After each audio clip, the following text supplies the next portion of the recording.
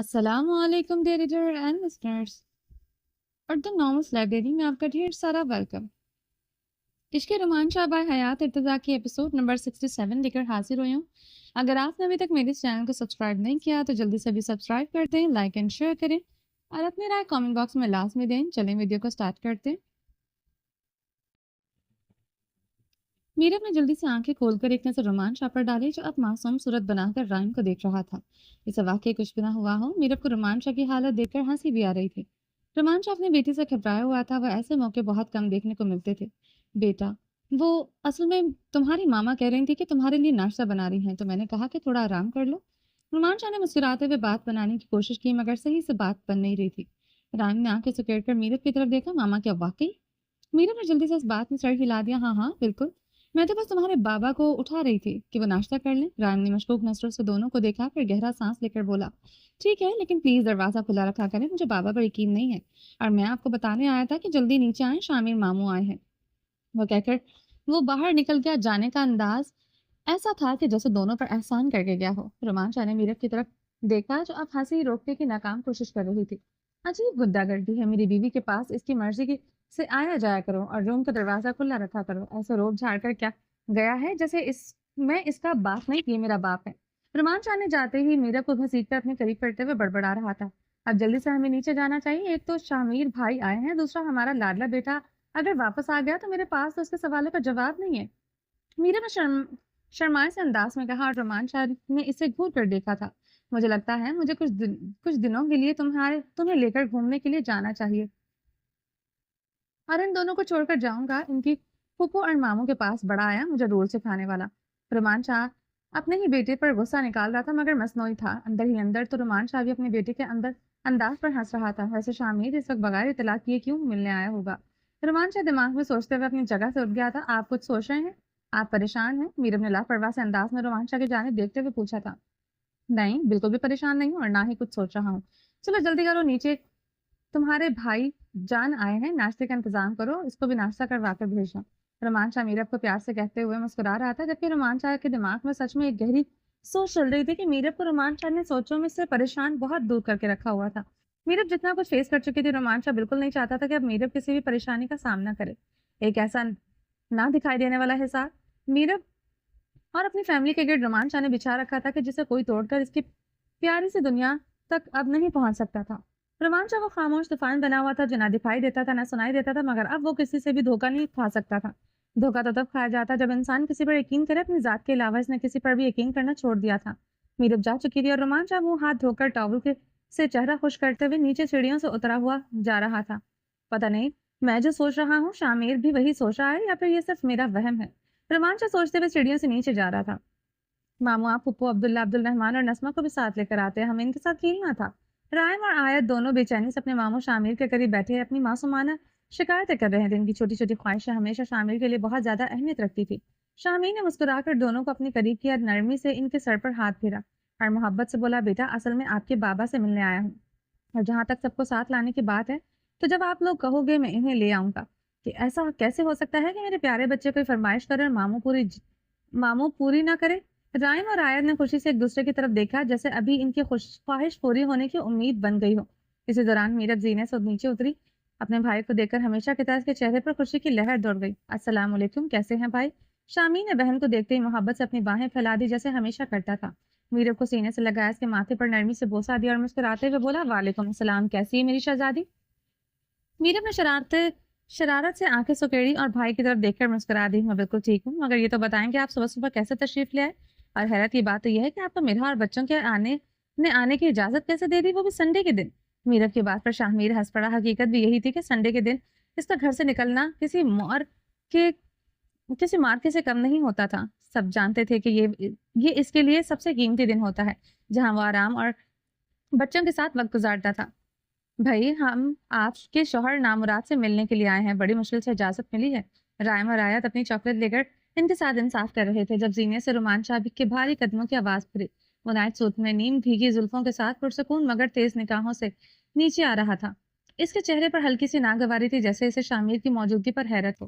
अच्छा, क्या खास काम था तुम्हें मुझसे जो सुबह सुबह ही मुंह उठा लिया है? रोमांचा ने नीचे आते ही शामिर पर तंजिया तीर चला दिया, जबकि शामिर एक नजर बहन की तरफ देखा, फिर अपने मखसूस अंदाज में मुस्कुराकर रोमांचा को देखने लगा। अच्छा भाई, आप लोग बैठकर बातें करें, मैं आप लोगों के लिए नाश्ता बनाती हूँ। वो अच्छी तरह से वाकिफ थी कि शामिर और रोमांचा की इस तरह की छेड़छाड़ आम बात थी और इससे इनके रिश्ते पर कोई फ़र्क नहीं पड़ता था, इसीलिए वो बेफ़िक्र होकर किचन की तरफ बढ़ गई थी। "नहीं मीरब, मेरे लिए नाश्ता मत बनाना, मैं नाश्ता करके आया हूँ।" शामी ने मीरब को जाते देखकर जल्दी से कहा, मगर रुमान जाने से फ़ौरन ही उसे घूरते हुए जवाब दिया, "हमारे घर आए हो तो नाश्ते किए बगैर नहीं जा सकते। वैसे भी मेरी प्यारी बीवी ने कहा है कि नाश्ता करके जाना तो मतलब तुम्हें करना ही पड़ेगा। इतने नखरे और अदाएँ दिखानी थी तो नाश्ते के वक़्त ही नहीं आना चाहिए था।" वो कहते हुए शामिर के साथ सोफ़े पर विराजमान हुआ और टाँग पर टाँग रख के बेनियाज़ी से बैठ गया। "जान तुम जाओ, तुम क्यों फ़िज़ूल में खड़ी इसकी बातें सुन रही हो? जाकर नाश्ता बनाओ। इसकी क्या मजाल है कि ये नाश्ता किए बगैर यहाँ से चला जाए। रोमान शाह ने मीरब को हाथ के इशारे से जाने को कहा। हद है यार, जबरदस्ती थोड़ी है, सच में भूख नहीं है। अभी कुछ देर पहले ही नाश्ता किया है, शामी ने बेचारी से शक्ल बनाते हुए कहा, लेकिन रोमान शाह ने संजीदगी से आंखें सुखेड़ कर जवाब दिया। मेरी बीवी का बनाया हुआ नाश्ता को छोड़कर जाए या इनकार करे, मुझे ऐसे लोगों से सख्त नफरत और चिढ़ है, समझे? वो बड़ी मोहब्बत से तुम्हारे लिए नाश्ता बनाने गई है, चुपचाप बैठकर जितनी भूख है इससे थोड़ा सा ज्यादा खाना पड़ेगा। रोमांचा के धमकी भरे अंदाज पर शामी ने गहरी सांस ली और शिकस्त खुर्दा अंदाज में हाथ सीने पर रखकर सर झुका लिया। ठीक है भाई, खा लेंगे। आखिर तुम्हारे रूल्स और कायदे कानून ही चलते हैं तो हम पर तो बस नाम के पुलिस वाले हैं। शामिर के इस अंदाज पर रोमांचा की होंठों पर मुस्कुराहट भी कर गई, मगर वो अपनी जीत की खुशी को छुपा कर संजीदा बना रहा। वेरी गुड, बहुत अच्छी बात है कि आसानी से मान गया, वरना जबरदस्ती कुर्सी पर बांध कर भी नाश्ता तो तुम्हें करवा कर भेजता, क्योंकि मेरी बीवी ने बड़ी मेहनत से नाश्ता बनाना है और इसे छोड़कर जाने की इजाजत तुम्हें किसी सूरत नहीं थी। जनाब, हमारी इतनी जुर्रात भी नहीं कि हम आपकी बीवी को और अपनी प्यारी बहन को नाराज करके जा सकें। फिलहाल इस मामले में आप इस मामले को छोड़ दें। मेरी बात ध्यान से सुने, जो भी बात कहूँ इसका जवाब पूरी ईमानदारी से दीजिएगा। शामीन ने इसे अच्छी खासी तमहीद बांधते हुए सवालिया नजरों से देखते हुए बात का आगाज किया। इतनी तमहीद बांध रहे हो, खैरियत है? तो खैरियत तो है। रोमांचा ने मतलाशी नजरों से उसे देखा और सरसरी अंदाज में पूछा, जैसे जांच रहा हो कि शामिर आखिर किस मकसद से आया है। शामी ने एक नजर किचन की तरफ दौड़ाई। मीरब नाश्ते की तैयारी में मसरूफ थी, जबकि बच्चे अपनी चॉकलेट खाने में मगन थे, जिनके मामू खास तौर पर इनके लिए लाए थे। मतलब रास्ता साफ था, वो इत्मीनान से बात कर सकता था। रोमांचा ने शामिर की बदलती संजीदा नजरों को महसूस किया और सोफे पर जरा सा आगे झुकते हुए इसकी तरफ देखा। रमान काशान रिजवी कहाँ है? शाहमीर की आवाज में गहरी संजीदगी थी जो माहौल को एकदम बोझल कर गई। रोमान चाह ने आंखें सुकेड़ते हुए लम्हा भर के इसे घूरा, जैसे इस सवाल के पीछे असल मतलब को जानने की कोशिश कर रहा हो। रोमान चाह ने गुस्से से शामिर की तरफ देखा। इसके चेहरे पर वाज़ेह नागवारी थी। वो सोफे की पुर्श से टेक लगाते हुए हंसा, मगर इसकी हंसी की तलखी थी। एसपी साहब, तुम मुझ पर इल्जाम लगा रहे हो या मुझसे कोई राज उगलवाने की कोशिश कर रहे हो? शाहमी ने गहरी सांस ली। वो जानता था कि रोमांचा के साथ बात करना आसान नहीं था। रोमांचा अपनी बातों में उलझाना खूब जानता है। सवाल करने से पहले इसने ये सोच लिया था कि रोमांचा का लहजा तल्ख हो सकता है। ना मैं इल्जाम लगा रहा हूँ, ना कोई राज उगलवाने की कोशिश कर रहा हूँ। मैं सिर्फ ये जानता हूँ कि काशान रिजवी कहाँ है। जानना चाहता हूँ कि काशान रिजवी कहाँ है, क्योंकि मेरे एड़ी चोटी के जोर लगाने पर भी मैं इसे ढूंढ नहीं सका, जबकि इसके सारे साथी मैं पकड़ चुका हूं, मगर इनमें से किसी को भी नहीं पता कि काशान रिजवी कहाँ है। रमान शाह ने गहरी नजर शामिर पर डाली। शामिर, तुम पुलिस वाले हो, अपनी अकल इस्तेमाल करो। अगर काशान रिजवी मेरे हाथ में होता या मुझे पता होता वो कहाँ है, तो मैं इसे कब का खत्म कर चुका था। रोमान शाह का लहजा संजीदा वो रटमात था। शामी ने एक नजर किचन की तरफ डाली, फिर वापस रोमान शाह की तरफ मुतवज्जा हुआ। चलो मान लिया कि तुमने इसे खत्म नहीं किया, मगर क्या ये भी मान लूं कि तुम्हें इसके बारे में कुछ नहीं पता? वो मतलाशी नजरों से देख रहा था। शामिर की नजरें सच में और झूठ को परखने की पूरी सलाहियत रखती थी, और सामने बैठा हुआ शख्स इसका दोस्त था। शामिर मलिक अच्छी तरह से जानता था कि काशान रिजवी के बारे में रोमांचा सब कुछ जानता है। रोमांचा के चेहरे पर एक लम्हे को सख्ती भरी, मगर दूसरे ही लम्हे वो पुरसुकून सा होकर बैठ गया था। काशान रिजवी अगर मेरी नजरों के सामने आया तो तुम्हें मुझसे पहले खबर मिल जाएगी, और हाँ, अगर वह जिंदा है तो ज्यादा देर तक नहीं बचेगा। जब भी मेरा इसके साथ आमना सामना होगा तो मैं फौरन इतला दे दूंगा। फजूल के सवाल जवाब करके मेरा दिमाग मत खराब करो। शामी ने रोमांचा की आंखों में झांका, जैसे सच को परखने की कोशिश कर रहा हो, मगर रोमांचा हमेशा की तरह अपनी बातों की महारत रखता था। सच्चाई का पता लगाने के बावजूद काशान तक बगैर रोमांचा की रसाई और इजाजत के शामिर नहीं पहुंच सकता था। ये बात खुद शामिर अच्छी तरह से जानता था। वैसे पुलिस में मुझे नहीं, तुम्हें होना चाहिए था। शामी ने गहरी सांस लेकर कहा, जो चालाकियां तुम कर दिखाते हो, मैं पुलिस वाला होकर भी हैरान रह जाता हूँ। फजूल टॉपिक बंद करो। रोमांचा का लहजा सख्त हुआ था। अगर ढूंढ सकते हो तो जाकर काशान को ढूंढो, ताकि मैं भी बेफिक्र हो जाऊं। हर वक्त मुझे खतरा लाहक रहता है कि कहीं वो मेरी फैमिली तक ना पहुंच जाए। बस कर दो रोमान शाह। शाहमीर ने इसकी आंखों में झांका। इतना झूठ मत बोलो, तुम हर चीज में महारत रखते हो मगर झूठ बोलना तुम्हारे बस की बात नहीं है। मुझे बेवकूफ बनाना बंद करो, सच्चाई में समझ चुका हूँ। मैं अच्छी तरह से जानता हूँ कि काशान रिजवी तुम्हारे पास है और तुम इस बारे में सब कुछ जानते हो। शामी ने ठहराव से एक एक बात करते हुए रोमांचा के चेहरे के तासुरात देख रहा था। रोमांचा फिलहाल खामोश बैठा हुआ था। अगर वो खुला घूम रहा होता तो तुम इस तरह सुकून से ना बैठे होते। रोमांचा खामोश था। इसकी नजरें किसी गहरी सोच में डूबी हुई थी। शामिर इसके चेहरे के तासुरात जांचने की कोशिश कर रहा था। अगर मेरे पास होता तो मैं तुम्हें बता देता। आज तक कभी तुमसे कुछ छुपाया है जो अब छुपाऊंगा? वो धीमे लहजे में बोला मगर उसके अंदाज में वही मखसूस लापरवाही थी। मगर इस बार तुम मुझसे झूठ बोल रहे हो, बात छुपा रहे हो। रीजन क्या है मैं नहीं जानता मगर हकीकत यही है। शामी ने गहरी सांस लेते हुए रूखे से अंदाज में कहा। रोमांचा के चेहरे पर पल भर को तासुरात बदले मगर वो खामोश रहा। कमरे में लम्हा भर को सन्नाटा छा गया था। सिर्फ बच्चों की मध्यम हंसी और किचन में मीरब के बर्तन रखने की आवाज आ रही थी। शामिर मलिक, अगर मैं कहूँ कि हाँ काशान मेरे पास है और मैं इसके बारे में तुम्हें नहीं बताना चाहता तो तुम्हें क्या, तुम्हें ये सच्चाई भी अच्छी नहीं लगेगी। इससे बेहतर है कि तुम मेरे इसी सच को मान लो कि मुझे काशान के बारे में कुछ नहीं पता। रोमांचा ने काफी सपाट लहजा अख्तियार करते हुए कहा था। मगर मैं जानता हूँ कि वो तुम्हारे पास है। तुम्हारे चेहरे का सुकून मेरे यकीन को और भी पुख्ता कर चुका है। और अब तो तुमने अपने मुंह से भी तस्लीम कर लिया। हाँ, अगर जान चुके हो तो वो मेरे पास है या मैं इसके बारे में जानता हूँ तो बात खत्म कर दो, क्योंकि इससे आगे मैं तुम्हें कभी नहीं बताऊंगा कि वो कहाँ है, क्योंकि फिर तुम मुझे लेक्चर दोगे। इससे कानून सजा देगा। मुझे किसी कानून पर कोई भरोसा नहीं है। रोमांचा अपने मुजरिमों को खुद सजा देता है और इसने जो कुछ किया है इसकी सजा मैं खुद मुंतखब करूंगा। रोमांचा ने संजीदगी और सख्त लहजे में कहा। मगर रोमान, आखिरी वक्त में इसने हम पर एहसान किया था। मीरब को बचाने के लिए इसने गाड़ी की चाबी भी दी और हमें आज़ादी भी दी। तो क्या इस एहसान के बदले हम इसे कानून के हवाले नहीं कर सकते? शामी ने संजीदगी से कहा। बिल्कुल नहीं, इसने हम पर कोई एहसान नहीं किया। अकल के अंधे हैं, इसने हमारे साथ गेम खेली थी। वो अच्छी तरह जानता था कि अगर वो मीरब को हॉस्पिटल लेकर जाएगा तो डॉक्टर्स फौरन इलाज नहीं करेंगे और वो मीरब को मरता हुआ नहीं देख सकता, क्योंकि अगर मीरब को कुछ हो जाता है तो सारा खेल ही खत्म हो जाता है। इस वक्त इसने हमें हथियार के तौर पर इस्तेमाल किया। इसे पता था कि तुम्हारे साथ होने से मीरब को फौरी इमरजेंसी ट्रीटमेंट मिल जाएगा। वो जानता था कि तुम साथ हो, तुम्हारी वजह से हॉस्पिटल का आमला हमें रुकेगा नहीं, इसलिए इसने ये सब किया था। तुम शायद नहीं जानते मगर जब मीरब बेहतर हो गई तो इसने न जाने कितनी बार दोबारा मीरब तक पहुंचने की कोशिश की थी, मगर रोमांचा की चौकस नजरें इस पर थी। वो ये नहीं जानता था कि मात खा गया। खुद को बहुत अक्लमंद समझता था। रोमांचा ने जब हकीकत बयान की तो शामिर के रोंगटे खड़े हो गए थे। मतलब काशान रिजवी आज भी नहीं सुधर सका। शामी ने गहरी सांस ली। बिल्कुल नहीं सुधरा और ना कभी सुधर सकता हूँ। कुत्ते की दुम अगर 100 साल में भी सीधी करने के लिए दबाई जाए तब भी निकालने पर वो टेढ़ी की टेढ़ी ही रहती है। तुमने कैसे सोच लिया कि काशान रिजवी बदल सकता है? और दोबारा मुझसे ये सवाल मत करना वो कहाँ है, क्योंकि मैं तुम्हें कभी नहीं काशान तक नहीं पहुंचने दूंगा और ना ही इसे आजाद होने दूंगा। इसने मेरी इज्जत पर हमला किया और रोमांच अपनी इज्जत पर वार करने वालों को कभी माफ नहीं करता। रोमांचा का लहजा सख्त था। इसने सामने देखा और कहा, अब मुंह बंद करो और सामने देखो, तुम्हारी बहन नाश्ता लगा रही है। अपने चेहरे के जाविये दुरुस्त करो। शामी ने लबों पर मुस्कुराहट सजा लिया। रोमांचा भी ऐसे ही बात करने लगा जैसे कोई आम सी बात हो। नीरव जकिया के साथ टेबल पर नाश्ता लगा रहे थे और इन दोनों को देखकर मुस्कुरा दी। बहुत खुश है, इसे खुश रहने दो। काशान रिजवी का दोबारा जिक्र हमारे घर में नहीं होना चाहिए। एक बात समझ लो शामीर मलिक, अब मुझे किसी की जरूरत नहीं है, क्योंकि बहुत से नजदीकी लोगों ने मुझे धोखा दिया है। रोमांचा है ना किसी पर यकीन कर सकता ना ही करने की जरूरत है। मैं अपने अपनों की हिफाजत खुद कर सकता हूँ। इसके लहजे में सख्ती थी। रोमांचा दो दिल करता है, जो दिल में आता है करो, मगर इन धोखेबाज लोगों में मेरा नाम बिल्कुल नहीं आता। मत भूलना कि मैं मीरब का भाई हूँ। कभी चाहकर भी तुम्हें धोखा नहीं दे सकता। सब रिश्ते एक साइड पर, मगर मीरब के साथ मेरा रिश्ता इतना मजबूत है कि तुम चाहो या ना चाहो मुझ पर यकीन करना होगा। शाहमी ने अब की बार सख्त लहजे में कहा था। जुमला तुम्हारे लिए नहीं था, जिनके लिए बोला गया था उन सबको तुम जानते हो, और अगर मेरे जुमले से तुम्हें तकलीफ हुई तो मैं माजरत चाहता हूँ, मगर प्लीज इस टॉपिक को बंद कर दो। मीरब को बिल्कुल अंदाजा नहीं होना चाहिए था कि हम क्या बात कर रहे हैं। बड़ी मुश्किल से मैं इसकी जिंदगी को नॉर्मल बना पाया हूँ। बड़ी मुश्किल से इसके दिमाग से डर निकाल पाया हूँ। अब इसे मैं जिंदगी में कभी डरा हुआ नहीं देखना चाहता। रोमांचा ने शामिर को नाश्ता करने का इशारा किया और खुद टेबल की तरफ बढ़ गया। कुर्सियों को पीछे खींचकर वो अपनी नशिस्तों पर बैठ गए। मीरब ने इशारे से रायम और आयत को नाश्ता करने के लिए बुलाया।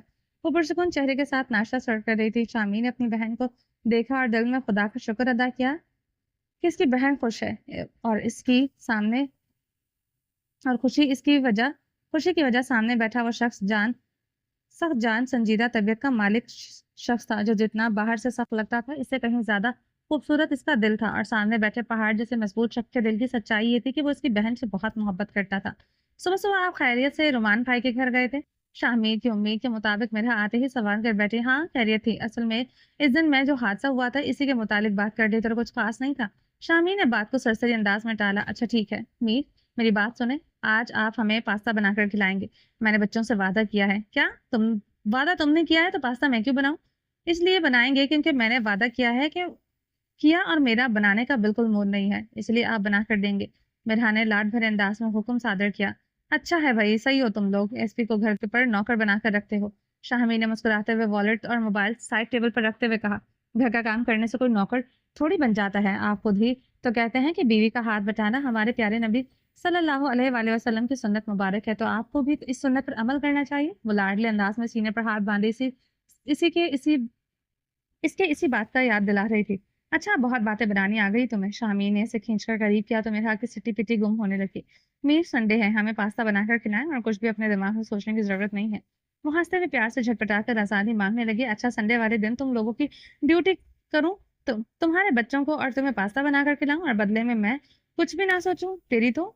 शामी ने हंसते हुए इसे अपनी गिरफ्त में जकड़ लिया। मिरहा ने फौरन हाथ आगे करके खुद को आजाद करवाने की कोशिश की मगर वो मजीद करीब खींच कर ले गया था।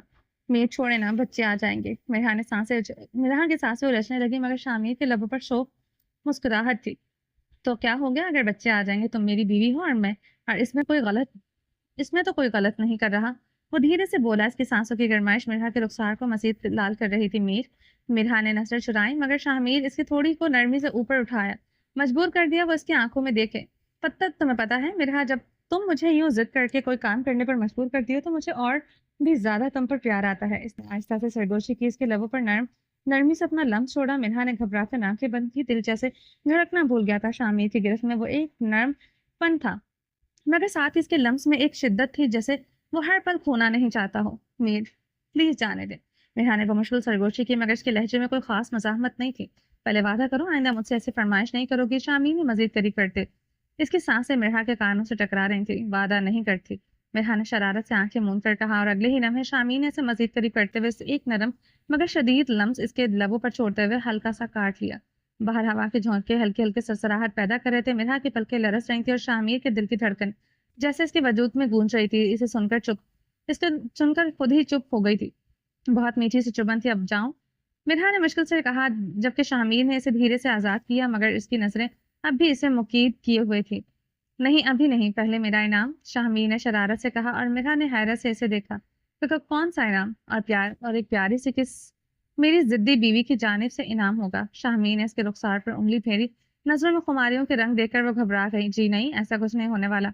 मिरहा ने हंसते हुए इसे हल्के से मुक्के मारते हुए इसे खुद में से दूर करते हुए फरार होना चाहा था मगर शामिर मलिक की हिरासत से भागना इतना आसान नहीं था। वो जितना समझ रही थी दूसरे ही लम्हे शामिर ने इसे खींचकर अपने बेहद करीब करते हुए आंखें दिखाई। बहुत तंग करते हैं आप। प्यारी से मजामत करते हुए वो खुद को इसके हवाले करते नजर झुका गई। तुम्हें तंग करने में तो मजा आता है। जब तुम झटपटाकर से इस तरह हार मानती हो तो बहुत प्यारी लगती हो। प्लीज अब इस वक्त मैं नहीं चाहती कि मैं आपको प्यारी लगूं। मैंने अपने प्यारे बच्चों को वादा किया है कि हम पास्ता खाएंगे। प्लीज मेरे साथ चलें और मेरे वादे को सच करें। जो हुक्म मेरी जान, चलो। शामी ने हंसते हुए इसका हाथ थामा और मेरा अपनी जीत पर खुश थी क्योंकि बच्चों से वादा इसने किया था मगर पूरा वो एसपी साहब से करवाने वाली थी। जिन बीवियों के शौहर प्यार करने वाले हो इनकी भी ठाट अलग होती है। जिंदगी में प्यार करने वाला शौहर खुदा की नेमत होता है और जिस बीवी के पास ऐसी नेमत हो इसे जिंदगी हर गुजरते दिन के साथ हसीन से हसीन तर लगती है। डॉक्टर साहब उठ जाएं, हमें घर की ग्रोसरी लेने जाना है। कल से रमजान शुरू हो रहा है और आपको अपनी क्रिकेट सीरीज से फुर्सत नहीं। डॉक्टर हुमा तीसरी बार डॉक्टर शाहजेब को याद दिला चुकी थी कि सुबह रमजान है मगर जनाब तो मैच देखने में इस कदर महू थे कि जैसे दुनिया में और कोई मसला ही ना हो। यार जो कुछ मंगवाना है ड्राइवर चाचा को कहकर मंगवा लो, मैं नहीं जा रहा, मुझे अपना मैच देखना है। डॉक्टर शाहजेब ने साफ इनकार करते हुए एक टांग पर दूसरी टांग पर रखकर आराम से दोबारा टीवी की तरफ मोड़ा। हुमा ने तेज तेज नजरों से इसे घूरा और फिर दोनों हाथ कमर पर रखकर जैसे धमकी देने वाले अंदाज में बोली, शाहजेब हद है, एक बार कह रही हूँ और जाएं, आपको समझ नहीं आ रही? कल पहला रोजा है, हमें बहुत कुछ लेना है और वो सब कुछ ड्राइवर चचा नहीं ला सकते। शाहजेब ने टीवी से नजरें हटाकर इसकी गुस्सैली सूरत देखी और शरारत से कहा, यार प्लीज ऐसे मत देखा करो, कसम से मुझे डर लगता है। अब क्या बच्चे की जान लोगी? अच्छा जा रहा हूँ, चलो। इसने ड्रामाई अंदाज में सर झटका जैसे वाकई बहुत डर गया हो मगर हुमा अच्छी तरह जानती थी कि अगर वो जरा सा भी हंस पड़ी तो शाहजेब दोबारा सोफे पर दराज हो जाएगा। मामा हम भी साथ चलें। छोटी मायरा फुदकती हुई आई और जाने की फरमाइश कर डाली। جی جی بیٹا، تم تو ضرور چلو گے، تبھی تو تمہارے بابا کی جان بچی رہے گی، ورنہ تمہارے ظالم ممی کہیں غصے میں مجھے گاڑی کے نیچے نہ پھینک دے۔ شاہزیب نے فوراً اپنی بیٹی کو کر لیا اپنے حق میں کر لیا اور ہما کو ولن بنا دیا۔ آہا، جیسے آپ واقعی مجھ سے بہت ڈرتے ہیں۔ ہما نے ناک چڑھاتے ہوئے نوکرانی کے ہاتھ سے لایا ہوا شولڈر بیگ کندھے پر ڈالا۔ ڈرتا ہوں؟ دیکھ لو، اپنا فیورٹ میچ چھوڑ کر تمہارے ساتھ گروسری کرنے جا رہا ہوں، اور کیا چاہیے تمہیں؟ شاہزیب نے مسکرا کر کہا، اور پھر دوسری شہزادی کو بلاتے ہوئے کہا، چلو میرا بچہ، جا کر ملالہ کو بھی بلا لاؤ۔ جی بابا، میں ابھی لائی۔ مائرہ خوشی سے اچھلتی ہوئی ملالہ کو بلانے کے لیے بھاگی تھی۔ ہما نے شاہزیب کی طرف دیکھا جو مصنوعی مظلومیت کے ساتھ اسے گھور رہا تھا۔ کتنی معصوم صورت ہے آپ کی، یقین مانو آپ کو دیکھ کر کوئی کہہ بھی نہیں سکتا کہ آپ پر بہت ظلم ہوتا ہے، لیکن کوئی مجھ سے پوچھے کہ آپ کتنے سست اور نکٹھو ہیں۔ شاہزیب نے مزے سے ہنستے ہوئے جواب دیا، قدر کیا کرو، اتنا اچھا شوہر ملا ہے، ہر وقت بس تانے ہی دیتی رہتی ہو۔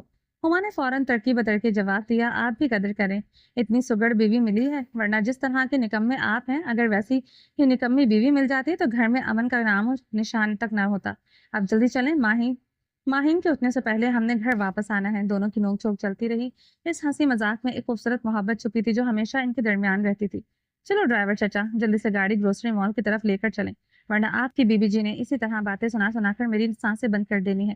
ملالہ اور مائرہ کے آتے ہی ڈاکٹر شاہزیب نے مسکراتے ہوئے خان بابا کو گاڑی بڑھانے کا اشارہ کر دیا تھا۔ ان کی بات سن کر خان بابا بھی ہنسی دبانے لگے، جبکہ ہما نے غصے سے شاہزیب کو گھورا، مگر زیادہ دیر ناراض رہنا اس کے بس کی بات نہ تھی۔ ہائے، حد ہے، جیسے میں نے آپ پر بہت ظلم کر دیا ہو۔ ہما نے مصنوعی خفگی سے کہا، ظلم؟ رائے، ارے ظلم کی انتہا تو ہے۔ بیوی کے غصے اور رمضان کی تیاریاں دونوں میں سے بچنا ناممکن لگ رہا ہے۔ شاہزیب نے معصومیت سے سر ہلایا جسے واقعی بہت مشکل میں ہو۔ ہما نے مشکل سے اپنی ہنسی روکی، مگر شاہزیب کے مزید فنی جملوں پر وہ بھی بے ساختہ ہنس پڑی تھی۔ بچیاں بھی اپنے والد کے جوکس پر کھلکھلا کر ہنس رہی تھی، اور یوں محبت، ہنسی اور خوشی کے رنگوں میں کھلی ہوئی ایک خوبصورت شام کا آغاز ہو چکا تھا۔ ہارون آفس میں بیٹھا ضروری پروجیکٹس پر کام کر رہا تھا۔ جب سے ریشم اس کی زندگی میں آئی تھی سب کچھ بدل چکا تھا۔ ہارون اسے اپنی خوش قسمتی سمجھتا تھا۔ جب سے ہارون ریشم کی شادی ہوئی تھی سلطان ان کی زندگی سے نکل گیا تھا۔ اس کے بعد خوشیاں تو دونوں کا مقدر بن گئی تھی۔ ریشم کے آنے کے بعد اس کی زندگی خوشیوں سے بھر گئی تھی۔ ہارون اور ریشم نے اپنی زندگی میں جو قیمتی رشتے کھو دیے تھے، ان کا دکھ بھی آہستہ آہستہ کم ہونے لگا تھا۔ ایک دوسرے سے مل کر دونوں مکمل تھے اور اپنے کام میں مگن تھا۔ جب اچانک فون کی گھنٹی بجی، اسکرین پر ریشم کا نام دیکھ کر اس کے چہرے پر مسکراہٹ پھیل گئی۔ لیپ ٹاپ بند کرتے اس نے کال اٹھا لی، مگر دوسری جانب سے جو خبر ملی اس کے دل کی دھڑکن روک دینے کے لیے کافی تھی۔ ملازم نے اطلاع دی تھی کہ ریشم بی بی بے ہوش ہو گئی ہیں۔ کیا؟ ہارون کی آواز میں گھبراہٹ پاسی تھی۔ وہ تیزی سے اپنی کرسی سے اٹھا اور آفس سے باہر نکلتے قریبی فیملی ڈاکٹر کو فون کر دیا۔ راستے میں دل بے چینی سے دھڑک رہا تھا۔ جیسے ہی وہ گھر پہنچا ڈاکٹر پہلے وہاں موجود تھی اور ریشم کا چیک اپ ہو رہا تھا۔ ملازم دروازے کے باہر پریشانی سے کھڑے تھے، جبکہ ہارون دروازے پر رک گیا۔ ڈاکٹر اندر سے باہر آئی تو ہارون نے گھبراہٹ سے فوراً پوچھا، ڈاکٹر صاحب خیریت ہے؟ ڈاکٹر کے لبوں پر مسکراہٹ آئی، جی سب خیریت ہے، گھبرانے کی کوئی بات نہیں، آپ سب کو بہت بہت مبارک ہو، آپ باپ بننے والے ہیں۔ ایک لمحے کے لیے ہارون سکتے میں چلا گیا، جیسے اس کے کانوں نے کوئی خواب سنا ہو۔ سچ میں؟ ڈاکٹر نے اس بات میں سر ہلایا۔ جی ہاں، یہ خوشخبری سچ ہے، مبارک ہو۔ ہارون کے چہرے پر بے ساختہ مسکراہٹ چھا گئی۔ Thank you so much doctor. Doctor نے مسکراتے ہوئے مزید کہا، میں آپ کی مسز کے لیے ایک لسٹ چھوڑ آئی ہوں جس میں ان کی ڈائٹ پلان اور کچھ وائٹامنس شامل ہیں، انہیں باقاعدگی سے دھیان سے کھلائیں اور 2 دن میں میرے کلینک پر آ کر ضرور ٹیسٹ کروا لیں۔ جی انشاءاللہ ہم ضرور آئیں گے۔ ہارون نے یقین دلایا اور ڈاکٹر کو باہر تک چھوڑنے کے لیے جانے والا تھا، مگر ڈاکٹر نے مسکرا کر اس کے جذباتوں کو مد نظر رکھتے ہوئے کہا، نہیں، آپ اپنی مسز کے پاس جائیں، ایک دوسرے کو مبارکباد دیں، اس لمحے کو انجوائے کریں، یہ آپ دونوں کے لیے بہت خاص لمحے ہے۔ ہارون نے ممنون نظروں سے ڈاکٹر کی طرف دیکھا، مسکرا کر ڈاکٹر کو الوداع کیا، اور ڈاکٹر جیسے ہی گئی ہارون نے اپنے ہاتھ دروازے کے لاک کی جانب بڑھا دیا۔ کمرے کا دروازہ کھلا، سامنے ہی ریشم چہرے پر ہاتھ رکھے بیڈ پر لیٹی ہوئی تھی۔ بہت پیاری فیلنگ تھی جسے محسوس کرتے ہوئے ریشم شرما رہی تھی۔ ہارون دھیرے دھیرے قدم بڑھاتا ہوا اس کے قریب آیا اور نرمی سے اس کے دونوں ہاتھ چہرے سے ہٹائے۔ اس کی نظریں ریشم کے شرمائے ہوئے چہرے پر جم گئی تھی۔ اس نے پیار سے اس کا ماتھا چوما اور دھیمی لہجے میں بولا، بہت بہت مبارک ہو جان، تمہیں اندازہ نہیں ہے کہ آج تم نے مجھے کتنی بڑی خوشی دی ہے۔ Thank you. ریشم نے ہلکی سے شرماتے ہوئے آنکھیں کھولی، آپ کو بھی بہت بہت مبارک ہو۔ ہارون آپ خوش ہیں؟ اس کی آواز میں ہلکی سی جھجک تھی۔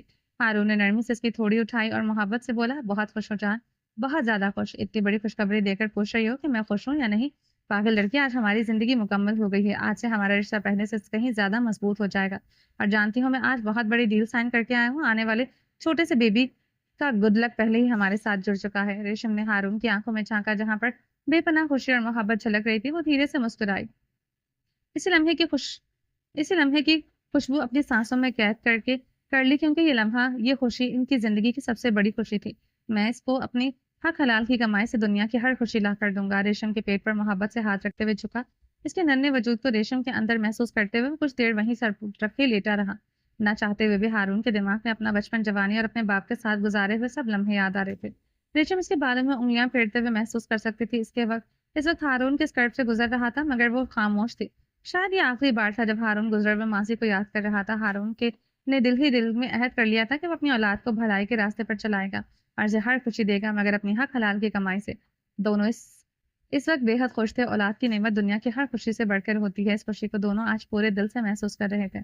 یکم رمضان کی سحری تھی اور ہمیشہ کی طرح ماہی خوابوں کی دنیا میں گم تھی۔ احمد کے لیے ہر سال کی طرح یہ بھی ایک کڑا امتحان تھا، ماہی کو سحری کے لیے جگانا۔ کمرے میں الارم مسلسل بج رہا تھا، مگر ماہی تو جیسے گدھے گھوڑے بیچ کر سو رہی تھی۔ ماہی پلیز اٹھ جاؤ، اب تو تمہارا وہ عالمی ریکارڈ بھی ٹوٹ جانا چاہیے جو نیند کے معاملے میں تم نے بنا رکھا ہے۔ رمضان میں خود اٹھنے کی عادت ڈال لو، اب تو بڑی ہو جاؤ۔ احمد نے کروٹ لیتے ہوئے ماہی کے کندھے کو ہلایا۔ ماہی نے نیند میں ہی کروٹ بدلی اور بمشکل بولی، پلیز مجھے سونے دے، ابھی آدھی رات ہے۔ کون اس وقت روزہ رکھتا ہے؟ احمد نے بے اختیار ماتھے پر ہاتھ مارا۔ ماشاء اللہ، آدھی رات؟ ذرا گھڑی دیکھو، صرف آدھا گھنٹہ رہ گیا، اٹھ جاؤ پلیز، تھوڑا سا سونے دینا، ماہی نے بے حد معصومیت سے کہا۔ احمد نے تنگ آ کر ایک آخری وار کیا اور اسے بازو سے تھام کر بیڈ پر بٹھا دیا۔ ماہی کی حالت دیکھنے لائق تھی، بال بکھرے ہوئے، آنکھیں بند، چہرے پر ایسے تاثرات تھے جیسے اس پر بہت ظلم کر دیا گیا ہو۔ وہ بیڈ پر ٹانگیں سیدھی کیے، بازو میں بھی بے جان انداز میں رکھے ایسے بیٹھی تھی جیسے کسی نے زبردستی بٹھا دیا ہو۔ احمد ہنسی ضبط کرنے کی کوشش میں بولا، اب بس کرو، اٹھو اور وضو کرو۔ ماہی نے ہلکی سی آنکھ کھولی اور خفگی سے اسے گھورا۔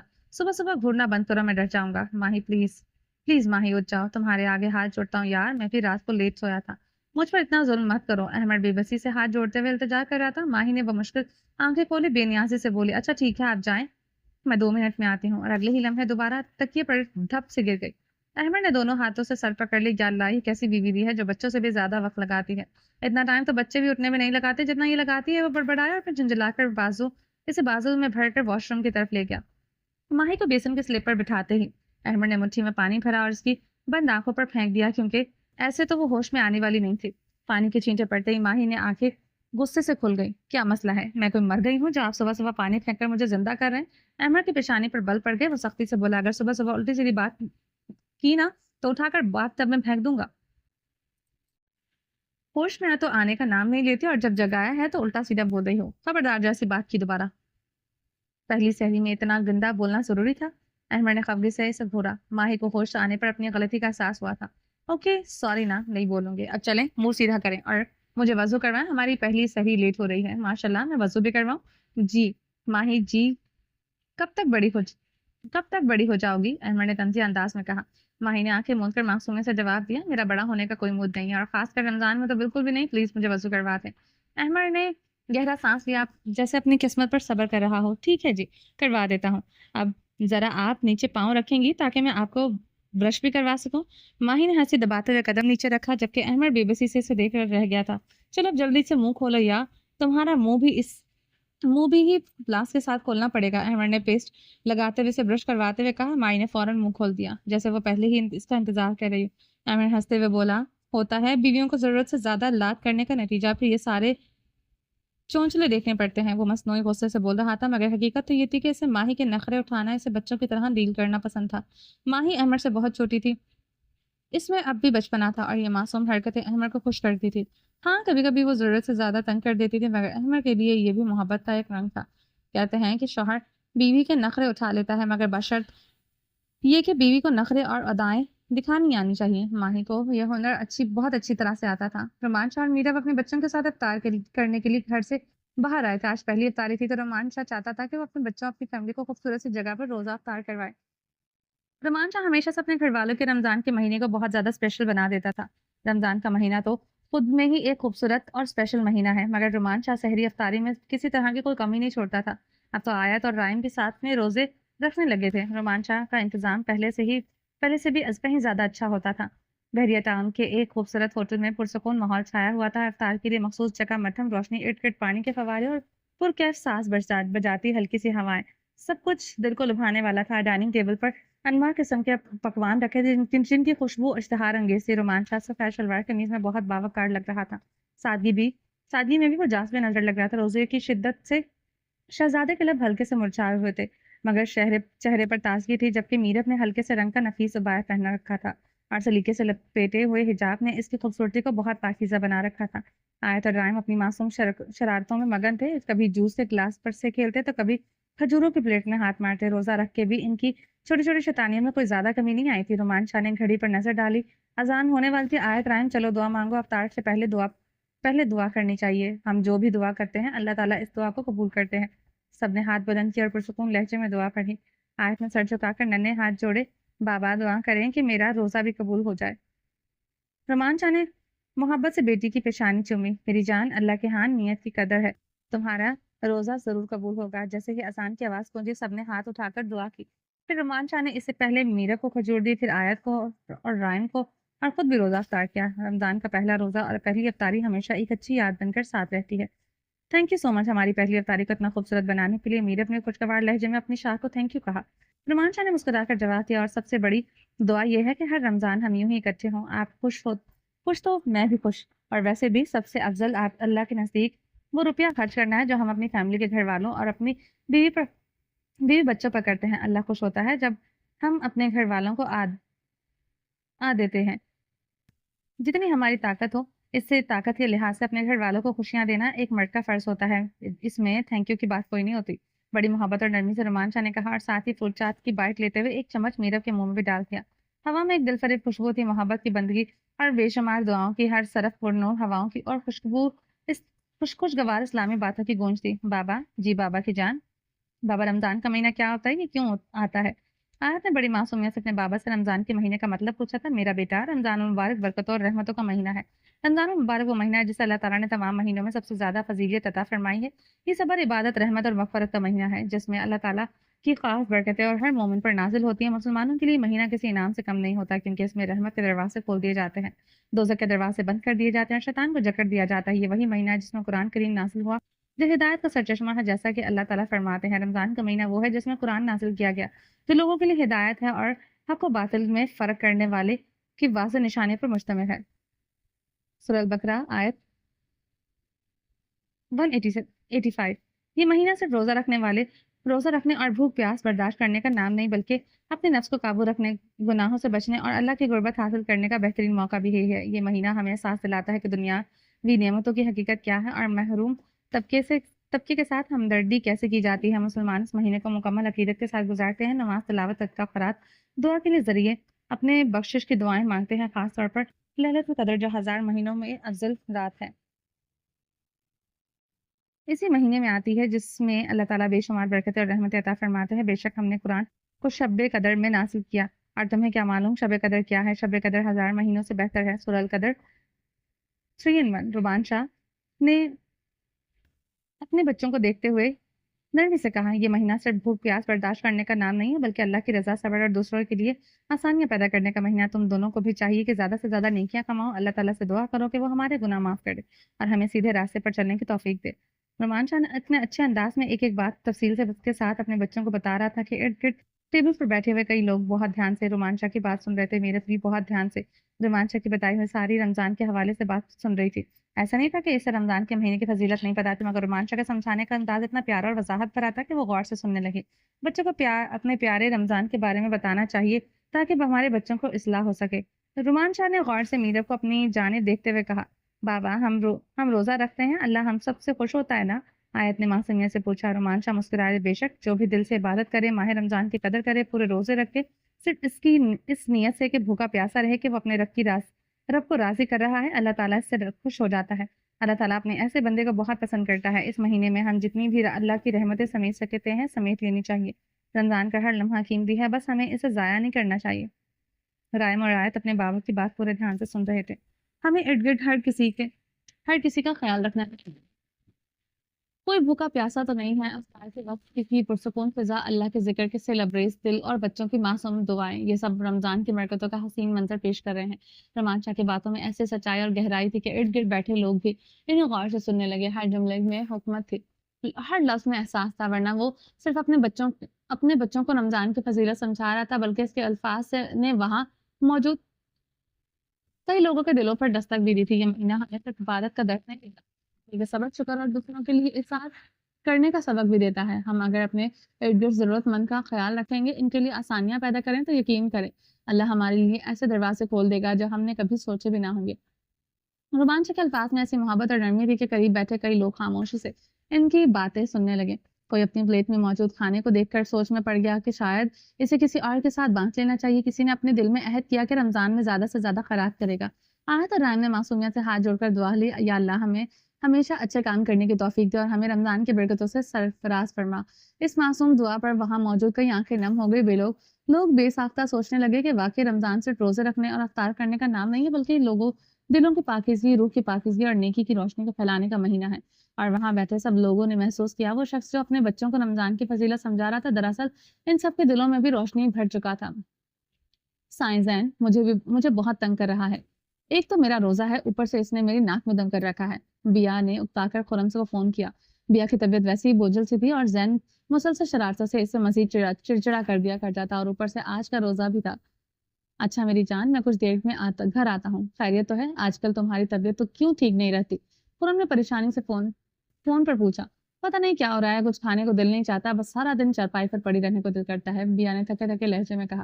اچھا آج واپس آ کر افطاری کے بعد تمہیں ڈاکٹر کے پاس لے کر چلوں گا، لیکن مجھے تو لگتا ہے کہ ہمارے گھر میں کوئی خوشخبری آنے والی ہے۔ ویسے ایک طرح سے اچھا ہی ہوگا، ہمارا اکلوتا بیٹا بھی ذرا سنبھل جائے گا، خرم نے شوخی سے کہا۔ کیا سائیں، آپ کو تو بس اپنے دماغ سے کچھ نہ کچھ سوچتے ہی رہتے ہیں، آپ کو کیسے پتا کہ یہ خوشخبری کی علامتیں ہیں؟ بیا شرما کر بولی۔ لو بھائی، مجھے نہیں پتا ہوگا تو کس کو پتا ہوگا؟ کنفرم ہے ہمارے گھر میں خوشخبری آنے والی ہے، خرم نے پرجوش انداز میں کہا۔ اور اس بار مجھے بیٹی چاہیے، وہ بھی بالکل تمہاری جیسی پیاری۔ آپ پہلے گھر آئیں اور اپنی بیٹی کو سنبھالیں، بیٹی والی فرمائش بعد میں کیجیے گا۔ بیا نے شرماتے ہوئے فون بند کیا، دانتوں تلے دوپٹہ دبایا اور جلدی سے اپنے کمرے کی طرف بھاگی۔ گہری خاموشی اور وحشت زدہ ماحول میں رومانچا چلتا ہوا آ رہا تھا۔ رومانچا نے آہستہ سے تہ خانے کا بھاری دروازہ کھولا، زنگ آلود قبضے چڑچڑائے اور ٹھنڈی ہوا کا جھونکا اندر پھیلا۔ سرخ روشنی میں مدھم لو میں دھندلے سائے دیوار پر تھرتھرا رہے تھے۔ تہ خانے میں کی گمبھیر خاموشی میں صرف سانسوں کی گونج سنائی دے رہی تھی۔ رومانچا نے چند قدم اندر رکھے، بوٹوں کی آواز پتھریلی زمین پر گونجی، وہ مضبوطی سے آگے بڑھا، ایک جانب پڑی کرسی پر جھکے وجود کو گھورنے لگا۔ لمبے بال چہرے پر بکھرے تھے، بدن جھکا ہوا، بال ہاتھ پیچھے بندھے ہوئے تھے۔ اچانک رومانچا نے بے رحمی سے بالوں سے پکڑ کر اس کا چہرہ اوپر جھٹکا، ایک سخت نگاہ پر تپتی نظریں جیسے چیر کر رکھ دے۔ لمحہ بھر کو روشنی میں وہ چہرہ بھرا، وہ کاشان رضوی تھا۔ رومانچا کے لبوں پر زہریلی مسکراہٹ ابھری، سرد لہجے میں بولا، پتا کیسی لگ رہی ہے میری سزا تجھے؟ کاشان رضوی نے زہریلی مسکراہٹ کے ساتھ رومانچا کو گھورا، آنکھوں میں چمک نہیں بلکہ ایک چیلنج تھا۔ بہت خوش ہے تو مجھے سزا دے کے؟ سوچ لے رومانچا، جس دن یہاں سے بھاگا اسی مقام پر لا کر کھڑا کروں گا جہاں تو بے بس تھا، جہاں میں تجھ پر قابض تھا۔ کاشان نے زہر بھری نظروں سے کہا۔ رومانچا کے لبوں پر سرد مسکراہٹ ابھری، وہ ایک قدم آگے بڑھا اور جھک کر کاشان کی آنکھوں میں جھانکا۔ اچھا، اور تجھے لگتا ہے کہ وہ دن آئے گا؟ رومانچا نے گہری سانس لے کر طنزیہ لہجے میں کہا۔ وہ دن دوبارہ کبھی نہیں آئے گا کاشان رضوی، جو تو کر سکتا ہے کر چکا ہے، میں دوبارہ کبھی تمہیں موقع نہیں دوں گا۔ رومانچا نے ایک جھٹکے سے کاشان کی گردن دبوچی، آواز میں وحشت دڑائی۔ اگر تیرا مقابلہ ایک عام مرد سے ہوتا تو ایک عام شوہر ہوتا تو شاید تو جیت کر بھی جاتا، مگر تیرا مقابلہ ایک سرکرے عاشق سے ہے۔ اس کی نظریں انگاروں کی طرح دہک رہی تھی۔ تجھے کیا معلوم عشق کی آگ کیسی ہوتی ہے؟ میں نے عشق کے اوپر اپنی اولاد تک قربان کر دی۔ عشق پر عزت پر میں نے کبھی کمپرومائز کرنا نہیں سیکھا۔ رومانچا نے سختی سے کاشان کی گردن جھٹکی، اس کی سانسیں بے ترتیب ہوئی تھیں۔ اور تو سمجھتا ہے کہ میری میرب کو مجھ سے چھین لے گا؟ بہت بڑی غلط فہمی ہے تجھے، تو یہاں سے سک کر مرے گا، تڑپ تڑپ کر انجام کو پہنچے گا۔ رومانچا نے تھوڑا جھک کر سرگوشی کی، جیسے کاشان کی ہڈیوں تک خوف اتارنا چاہتا ہو۔ تیری ہڈیاں تک کسی کو نہیں ملیں گی، ایک دن تو لاوارث لاش کی طرح دفنا دیا جائے گا اور دنیا میں کسی کو خبر بھی نہ ہوگی۔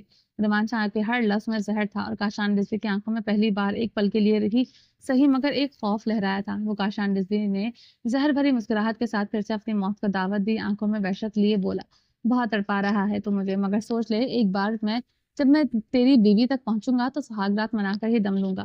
بس اتنا کہنا تھا کہ رومانچا کے صبر کا پیمانہ لبریز ہو گیا۔ وہ ایک لمحے میں اپنی جگہ سے اٹھا اور کاشان کے بالوں کو مٹھی میں جکڑ کر دیوار سے دے مارا۔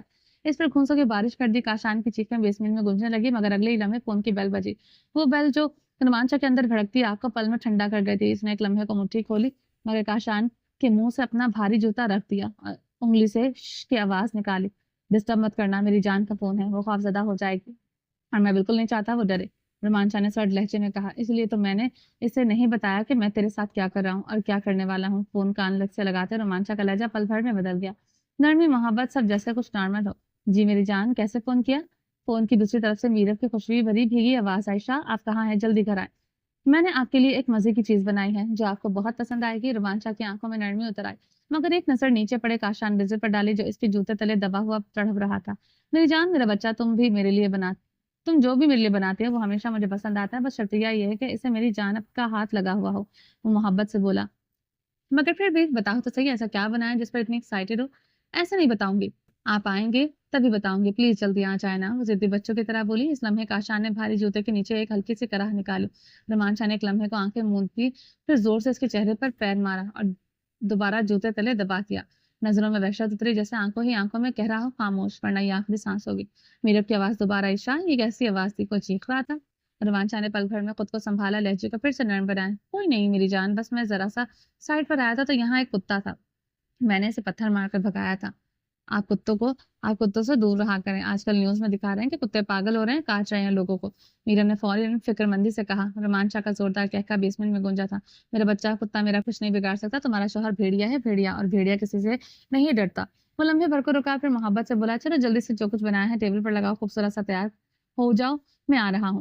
جی کر دیا ہے، اور جلدی آئیے گا پلیز، میرب نے کہا اور فون بند کر دیا۔ رومانچا نے فون نیچے رکھا، نظریں نیچے پڑے کاشان ڈزل پر گاڑ دی جو نیم بے ہوشی میں جا رہا تھا۔ یہ ہوتی ہے محبت جو وہ مجھ سے کرتی ہے۔ رومانچا نے سرگوشی کی۔ میں نے اس کی محبت کو چھینا نہیں، اسے زبردستی اپنی زندگی میں شامل نہیں کیا، اور تجھے لگتا ہے کہ تو اس تک پہنچ پائے گا؟ اگلے لمحے اس نے ایک زوردار لات مار کر کاشان کے منہ سے خون نکال دیا۔ آج تو تو نے زبان زد درازی کی ہے، اس کی سزا تو تجھے ضرور ملے گی۔ رومانچا نے چٹکی بجاتے دروازہ کھولا۔ اس کو خاص آدمی دو پنجروں میں کچھ لا کر بیسمنٹ میں چھوڑ گئے تھے۔ دو چوہے بھرے ہوئے پنجروں کے دروازے سے کھلے ہوئے تھے، چوہے شاید بھوکے تھے، وہ پاگلوں کی طرح ادھر ادھر دوڑنے لگے جیسے شکار کی بو سونگھ لی، اور سب کا رخ آہستہ آہستہ کاشان ڈزلے کی طرف تھا۔ کاشان کو اپنے سامنے اذیت ناک موت دکھائی دینے لگی۔ رومانچا نے ایک آخری نظر اس پر ڈالی، پھر قدموں کو بے فکری سے اٹھاتا ہوا زینے چڑھنے لگا۔ کاشان نے پہلی بار شکست مانی ہاتھ جوڑنا چاہا، مگر وقت نکل چکا تھا، کیونکہ رومانچا کے کانوں میں اب بھی وہ زہریلے الفاظ گونج رہے تھے جو کاشان نے کہے تھے، تمہاری بیوی کے ساتھ سہاگ رات بنا کر ہی دم لوں گا۔ وہ اس کے انہی الفاظ اس کی زندگی کو جہنم بنا دیا تھا۔ بیسمنٹ کا دروازہ بند ہو چکا تھا اور اندر سے صرف ایک چیز سنائی دے رہی تھی، چیخیں، اذیت ناک چیخیں۔ بے شک ایک مرد کسی کو معاف کر دے تو یہ الگ بات ہے، مگر ایک شوہر ایک عاشق کبھی معاف نہیں کر سکتا۔ رومانچا نے یہ ثابت کر دیا تھا کہ وہ کمزور نہیں تھا، بلکہ نیت اور دل اور نیک فطرت کا مالک تھا۔ مگر نیک دل انسان کی بھی ایک حد ہوتی ہے، کاشان ڈزوی نے وہ حد پار کر لی تھی، اور شریف جب اپنی شرافت چھوڑ دیتا ہے تو وہ بدماش اور گنڈے لوگوں سے بھی زیادہ خطرناک ہو جاتا ہے۔ رومانچا کا قہر ایسا ٹوٹا کہ کاشان ڈزوی کی نہ دولت کام آئی اور نہ شہرت، نہ ذہانت، نہ چلاکی۔ رومانچا نے اس کا ایسا انجام لکھ دیا تھا جس سے سوچ کر ہی لوگوں کی روح کام جائے۔ کاشان ڈزوی اسی سزا کا مستحق تھا، کیونکہ اس نے بار بار رومانچا کی عزت پر حملہ کیا تھا، مگر رومانچا نے خاموشی سے اس کے لیے ایک ایسا دردناک انجام لکھا تھا جس کا تصور بھی کوئی نہیں کر سکتا تھا۔ رومانچا خود میں ہی ایک طوفان کا نام تھا، خاموش اور تباہ کن طوفان تھا۔ رومانچائی طوفان یہ وہ طوفان ہوتا ہے جو شور مچائے بغیر آتا ہے، سمندر کی گہرائیوں میں آہستہ آہستہ پروان چڑھتا ہے، نہ بادل گرجتے ہیں، نہ ہوائیں چیختی ہیں، بس ایک لمحہ آتا ہے جب پانی کا سکون دھوکہ دیتا ہے اور اچانک سب کچھ برباد ہو جاتا ہے۔ ایسا طوفان خاموشی سے اپنی طاقت جمع کرتا ہے، دشمن کو خبر ہونے سے پہلے ہی اپنی لپیٹ میں لے لیتا ہے۔ یہ طوفان چیختا نہیں، دھاڑتا نہیں، بلکہ خاموشی سے بڑھتا ہے، اپنا وار کرتا ہے اور پیچھے تباہی چھوڑ جاتا ہے۔ وہ اسے کمزور سمجھنے کی غلطی کرے، وہ ہمیشہ کے لیے فنا ہو جاتا ہے۔ رومانچا یہی طوفان تھا، وہ شور مچانے والا شخص ہی نہیں تھا، وہ چیختا نہیں تھا، دھمکیاں نہیں دیتا تھا، وہ بس دیکھتا تھا، سوچتا تھا، اور پھر ایک دن ایسا وار کرتا تھا کہ دشمن اپنی آخری سانسوں میں بھی اس کی ہیبت کو بھول نہیں سکتا تھا۔ کاشان ڈزوی نے یہی غلطی کی تھی، اس نے سمجھا کہ رومانچا صرف ایک مرد ہے، مگر وہ نہیں جانتا تھا کہ رومانچا سرگوشی کا قہر تھا، وہ طوفان جو خاموشی سے آتا ہے اور دشمن کے وجود کو مٹا دیتا ہے۔ رومانچا نے کاشان ڈزوی کی ہستی تک مٹا دی تھی۔ نہ دیکھا نا بیا رانی، میں نے کہا تھا نا ہمارے گھر میں خوشخبری آنے والی ہے، اور دیکھ لو میرا اندازہ بالکل صحیح نکلا۔ خرم خوشی سے کھلتے چہرے کے ساتھ بیا سے مخاطب تھا۔ جب سے اسے پتا چلا تھا کہ بیا ماں بننے والی ہے، اس کے تو پاؤں زمین پر نہیں ٹک رہے تھے۔ اور خرم کی اماں انہوں نے تو خوشی سے میں پورے گاؤں میں مٹھائی بانٹ دی تھی۔ زین کافی دیر سے سب کو ہنستے خوش ہوتے دیکھ رہا تھا، مگر اس کے دل میں ایک عجیب سا احساس گھر کر گیا تھا کہ آخر وہ اپنی الجھن زبان پر لے ہی ہے تو کیا اب آپ لوگ مجھ سے پیار نہیں کریں گے؟ اس کی معصوم سی شکایت نے لمحہ بھر کو سب کچھ چونکا دیا۔ اسے ایسا لگ رہا تھا جیسے آنے والا مہمان اس کی جگہ لے لے گا۔ کیوں بھائی، تجھے پیار کیوں نہیں کریں گے؟ خرم نے محبت بھری مسکراہٹ کے ساتھ بیٹے کو پاس بلایا۔ تیری اپنی جگہ ہے اور آنے والے مہمان کی اپنی جگہ، اور تو خوش ہے نا؟ پہلے تو اکیلا تھا، اب تیرے پاس ایک پیاری سی بہن ہوگی جو تیرے ناز نخرے اٹھائے گی۔ پہلے تو اس کے ناز نخرے اٹھانا، پھر بڑی ہو کر وہ تیرے نخرے اٹھائے گی، تیری کرتوتوں پر پردے ڈالے گی۔ بہنیں بہت پیاری ہوتی ہیں، خرم چودھری نے بیٹے کو اپنے قریب کر کے سینے سے لگا لیا. زین کے چہرے پر مسکراہٹ آ گئی جیسے اس کے دل کی ساری الجھنیں ختم ہو گئی ہوں. بیا ایک طرف بیٹھی ہوئی محبت بھری نظروں سے اپنے بیٹی کی خوشی اپنے چودھری صاحب کی سمجھانے کے انداز اور اس چھوٹی سی دنیا کی محبت کو دیکھ رہی تھی. جس کی مسکراہٹ میں وہی سکون تھا جو ہر عورت کو اپنے گھر کی خوشیاں دیکھ کر ہوتا ہے. مجھے بہن نہیں مجھے بھائی چاہیے. زین نے ضدی لہجے میں ایک نیا کٹا کھول دیا. خرم جو خود دل میں بیٹی کی تمنا رکھتا تھا فوراً تیور چڑھا کر بولا, کیوں بھائی بہن کیوں نہیں چاہیے؟ زین نے معصومیت سے جواب دیا, کیونکہ میرا کوئی بھائی نہیں ہے. اگر میرا بھائی ہوگا تو ہم مل کر کرکٹ کھیلیں گے اور میں اس کے ساتھ کھیتوں میں گھومنے جایا کروں گا. خرم نے نرمی سے مسکراتے ہوئے اسے سمجھایا, تو کرکٹ تو تم اپنی بہن کے ساتھ بھی کھیل سکتے اور کھیتوں میں بھی اسے اپنے ساتھ لے کر جا سکتے. کس نے کہا کہ بہن نہیں جا سکتی؟ بیا نے حیرت سے خرم کی طرف دیکھا. اس کی سوچ پہلے ہی بہت بدل چکی تھی. جہاں کبھی وہ سخت مزاج ہوا کرتا تھا, آج وہ خود اپنے بیٹے کو اپنی بیٹی کی اہمیت سمجھا رہا تھا. بیا نے مسکرا کر انگوٹھا اٹھایا اور خرم کو داد دی. اس کی نظروں میں ستائش تھی اور دل میں ایک عجیب سا سکون تھا. اس کا چودھری صاحب بدل رہا تھا اور بہت خوبصورتی سے بدل رہا تھا. نہیں, میں اپنی بہن کو کیسے لے کر جا سکتا ہوں؟ جب میں کرکٹ کھیلوں گا تو میری ساتھ اور بھی لڑکے ہوں گے. زین نے سنجیدگی سے کہا, اور آخر خرم چودھری کا بیٹا تھا. اسے بھی بدلنے کے لیے وقت چاہیے تھا.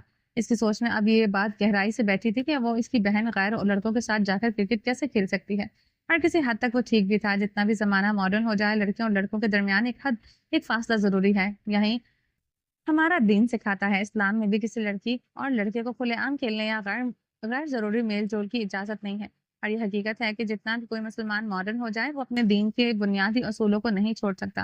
زین کی سوچ میں ایک اسلامک پہلو گہرائی سے جڑا ہوا تھا جسے بدلا نہیں جا سکتا تھا. کچھ لوگ اسے پرانی اور دقیانوسی سوچ سمجھتے ہیں, مگر حقیقت میں ایسا نہیں ہے. کچھ اصول اور حدود ایسی ہوتی ہیں جو آنے والے وقت کے لیے فائدہ مند ثابت ہوتی ہیں. ماڈرن بننے کی دور میں اکثر ایسا ہوتا ہے کہ ہم اسلام کے دائرے سے باہر نکل جاتے ہیں اور بعد میں جا کر ہمیں وہی چیز نقصان دیتی ہے. اصل سمجھداری یہی ہے کہ ہم زمانے کے ساتھ چلیں مگر اپنے دین کی حدود کو نہ چھوڑیں, کیونکہ یہی حدود ہماری حفاظت کے لیے ہے.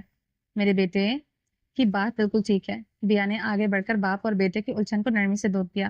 انشاءاللہ اللہ تعالیٰ آپ کو بھائی بھی دے گا اور بہن بھی, مگر اس کے لیے آپ کو تھوڑا صبر کرنا پڑے گا. ہم نے درخواست جمع کر لی ہے. اللہ تعالیٰ ہمیں دونوں نعمتوں سے نوازے گا. بیا نے مسکرا کر زین کو سمجھایا. زین کو شاید بیا کی بات پوری طرح سے سمجھ نہیں آئی تھی, مگر خرم چودھری فوراً بات کی تہہ تک پہنچ گیا تھا. مطلب اس کی بیا رانی کہہ رہی تھی کہ اگر اللہ نے بیٹا دیا تو پھر وہ بیٹی کی تیاری کریں گے, اور اگر بیٹی دی تو بیٹے کی تیاری. خرم چودھری کے چہرے پر ایک خوشگوار مسکراہٹ پھیلی. مونچھوں کو مروڑتے ہوئے وہ فخر سے سیدھا ہو کر بیٹھ گیا. ٹھیک ہے اماں, میں ابھی جا کر اماں سائیں کو بتا کر آتا ہوں. زین جوش سے بولا. بیا کے لبوں پر ایک نرم مسکراہٹ پھیل گئی. زین کا انداز ہمیشہ نرالا ہوتا تھا. کبھی وہ اماں کہتا, کبھی ماما, تو کبھی اماں سائیں. بیا چاہتی تھی کہ زین ماڈرن اور پڑھا لکھا بنے, مگر گاؤں کا ماحول اس کی زبان پر اثر انداز ہو ہی جاتا تھا. زین خوشی خوشی بھاگ کر اپنی دادی کے پاس چلا گیا, جبکہ خرم نے نرمی سے بیا کو اپنے قریب کیا. ساتھ لگا کر پاس پڑی کرسی پر بیٹھتے ہوئے اپنی گود میں بٹھا لیا. جو پہلے تو بالکل نارمل تھی, مگر اب خرم کی نظروں کو اپنے وجود کے آر پار جاتے ہوئے محسوس کر کے پلکیں چپکائے بیٹھی تھی.